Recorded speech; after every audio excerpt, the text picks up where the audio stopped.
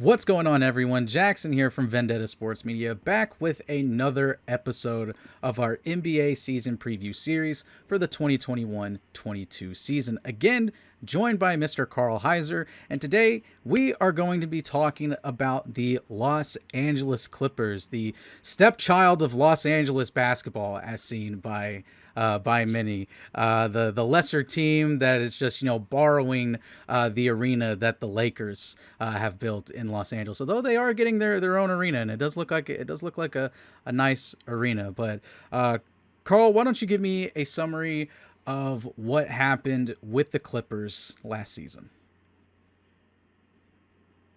Yeah, absolutely. The Clippers finished 47 and 25 last season. That was good for the number 4 seed in the Western Conference. They actually were tied with the Denver Nuggets for the 3 seed, but I guess due to whatever tiebreakers there were, they slid to the 4 seed. And the Los Angeles Clippers were a team that a lot of people had, even for the last few years, tabbed as a championship contender, and that's probably to be expected, given that they have Kawhi Leonard and Paul George on the same team. Um, but overall, this has not really been a team that has put it all together and made a convincing run at a championship. We did see them, they did make it to the Western Conference Finals, where they eventually fell to the Phoenix Suns in, I want to say 6 games. Yeah, and Yeah, it and was 6 games. And so, they've been kind of like on the fringes of contention for a couple years now, but haven't advanced to the NBA Finals, haven't really shown that that's something that they're even capable of doing. So moving forward, kind of a weird spot for them to be in. yeah, and they made it that far too, and they didn't have Kawhi Leonard. He was out. Even with the Mhm. shortened season and all that rest, he was still injured when they needed him. It's like the Avatar. When they needed him most, he vanished. Yeah. So, um, sorry, so that may go over some people's head. It may not, but it's a show that I watched when I was a kid. I still watch it. It's a great show. You should totally watch it if you haven't. But we're not here to talk about animation. We're here to talk about basketball.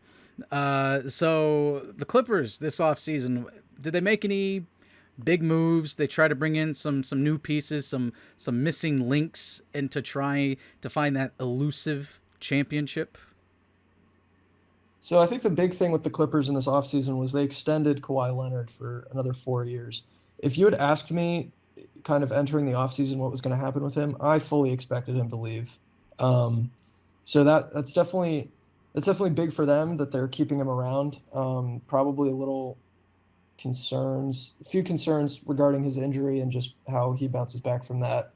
But I think that establishes for them a pretty clear championship window. 3 to 4 years, and if it's not working out by then he's gonna go elsewhere.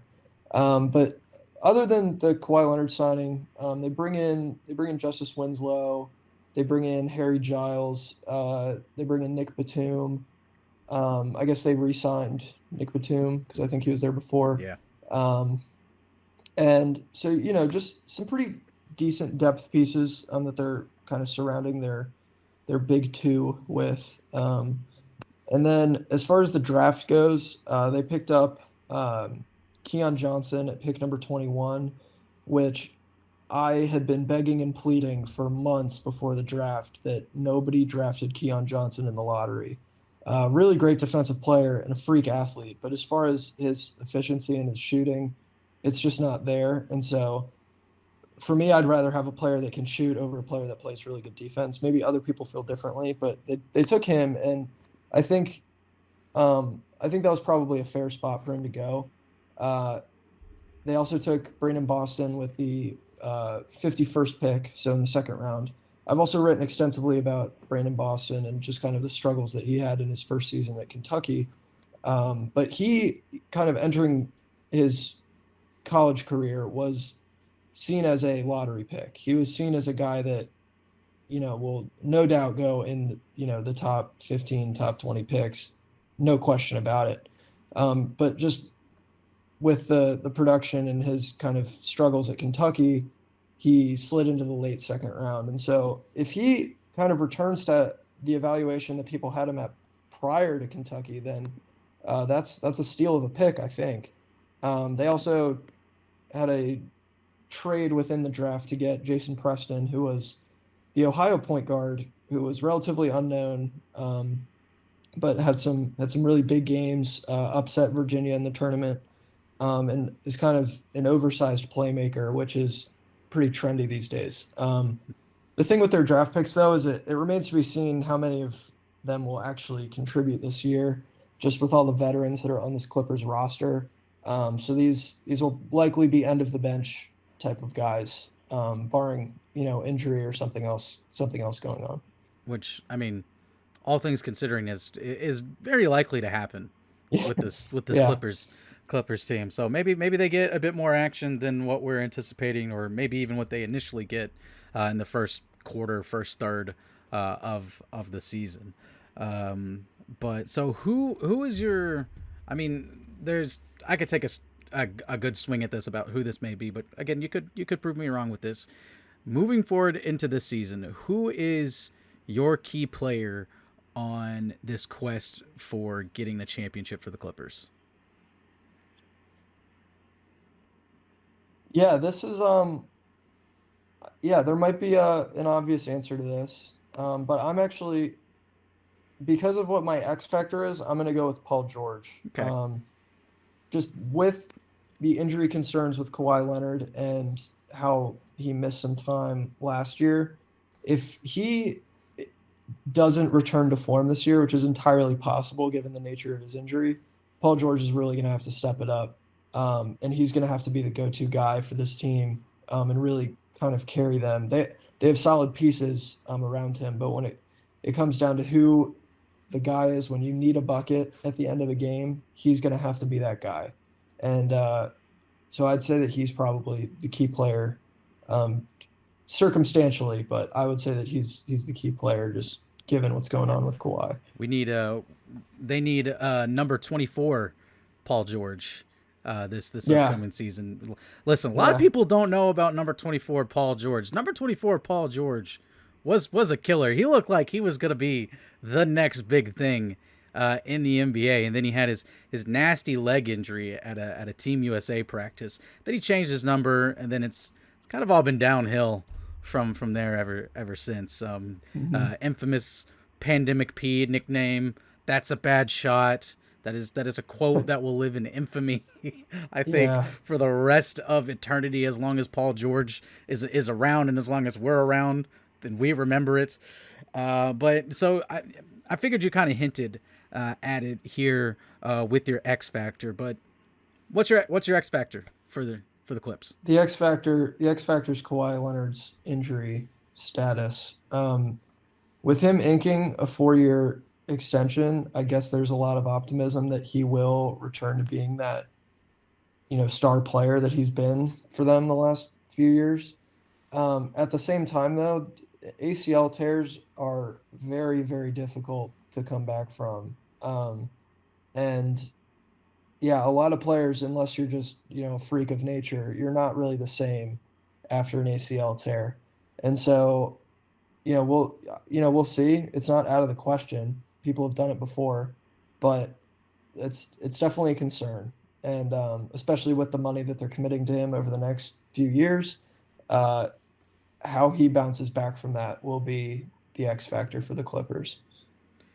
Yeah, it's so strange Kawhi's career path that he's taken now, and the fact that he's committed long term to Los Angeles. He definitely just. I mean, he won a championship in one place and bounced. So it was like and in such a fluid time of stars that if something doesn't work immediately, then they kind of panic and they're like, I got to blow this up because I'm another year older and I didn't get a championship. Whereas someone else, they got a championship and they teamed up. So now I got to go team up with someone to beat this massive team. We've That's obviously been something that's been happening in the NBA for quite a few years.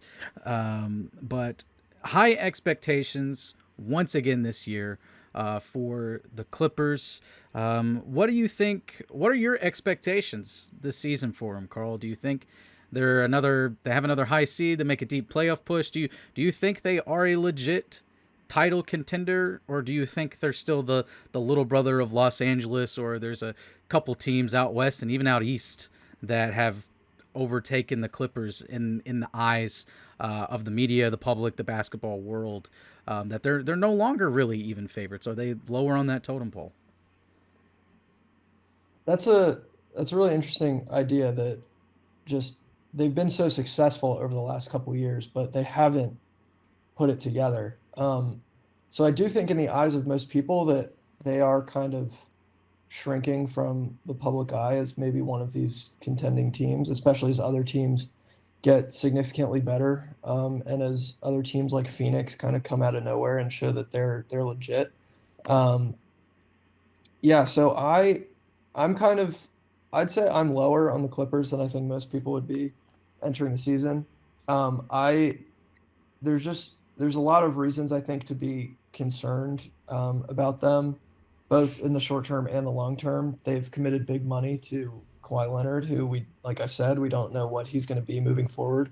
They've committed a lot of money to Luke Kennard, and then didn't use him at all. So that's kind of bizarre. They have a lot of just aging players who they're going to have to figure out. And LA is a destination, so maybe they attract some other free agent, but that's very tough to do because I feel like they have limited financial flexibility. But as far as this season, just talking about this season, I expect them to be, I'd say, I think the Jazz, Suns, Nuggets, Lakers probably all finish above them. And then I think one of either the Mavericks or the Trailblazers. So I'd put them at, I'd say, the sixth seed. And Wow. some people might vehemently disagree with that, and still have them as a top three, top four team. But I'm just kind of calling it how I see it, and I think this is the type of six seed that I do think could advance in the playoffs. I don't think we see that super often. Just usually the three seed is better than the six seed, such that it's usually not like a 7 game series or anything like that. Yeah, and the But I do. oh, I didn't mean to cut you off. Go ahead. I'm the host. Oh, You're the dude here. You finish. no, you're good. It's yeah, it's just I don't know. Like it's been a couple years and they haven't really done anything. I kind of see them as the Notre Dame of the NBA, where it's like, yeah, they're fine, but at the end of the day, they kind of show themselves to be pretty fraudulent, and the other team in LA is better than them. So that it's just kind of I don't know. Like, Yeah, and to your point about like seeding and everything, the West is so tough that one or two games is the difference between the third seed and the sixth seed. yeah, Which is insane, and that's where like these predictions out or west can be so difficult because it's not as clear cut and dry sometimes. It's like maybe Kawhi is hmm is a bit healthier this year, and maybe they finish a game or two or three better than the Trailblazers, and the Trailblazers are the sixth seed, and the Clippers are the fourth seed again. hmm Or um, you know maybe they have a tiebreaker. What I guess would be similar to what happened, with the Nuggets. And the tiebreaker is a game that Kawhi and PG miss because they, have some back to backs and they need to rest. They didn't think it's that important of a game, but if it's a game against the Mavs, let's say, and Luka goes off, they win the game. That game's the tiebreaker. One team's the 4 seed, one team's the 5 seed, and has home court advantage going into the first round playoff series, and that could mean the difference. That's probably a series that's going to go 7 games because we've seen that exact series go deep hmm in the past. So yeah, it's and that's the thing too is like I feel like the outcomes just with the Western Conference are so varied. Like I'm predicting them to be a 6 seed, but they could easily tap into this potential that they've had for years and be a 2 seed and prove me completely yeah, wrong. But the other thing to remember is like the Lakers were the 7 seed last year. I don't think exactly. anybody expected that, and so I think it's very much within the realm of possibility that we see a similar type of season for the Yeah, Clippers. it's like the only outlier in the West last season was the eighth seed, and it's just because it was whoever won the play in tournament, which just so happened to be my Memphis Grizzlies, and they were 100% the outlier. Okay, I'm gonna be real here. Okay, they had no business making the playoffs last year, but they did. They won a game. I call it a dub. And that we're gonna call it an episode here. Thank you again so much for watching and continuing to watch our series covering previews of all 32 NBA teams. It's 32, right? Or is it 30? It's 30. 30, right? I was thinking NFL. Yeah. Jeez. Yeah. Yeah, 30. Yeah. Okay. Whew. Okay. All 30 NBA teams. Let me correct myself on that. Let me just go with all teams. All teams. That way I don't put a number on it. So that way I don't make myself look more stupid or anything. But anyway, make sure if you enjoy the video, make sure to leave a like and subscribe to the channel. And if you do subscribe, make sure to hit the notification bell so you can be notified whenever a new episode of our preview series drops, or when any other episode of a podcast, gaming series, or a rant by Anthony Fontanello about his New York Giants comes out. You'll be the first one to know when it drops. I'm Jackson Law. He's Carl Heiser. We're both part of the Vendetta Sports Media crew, and we'll see you guys next time.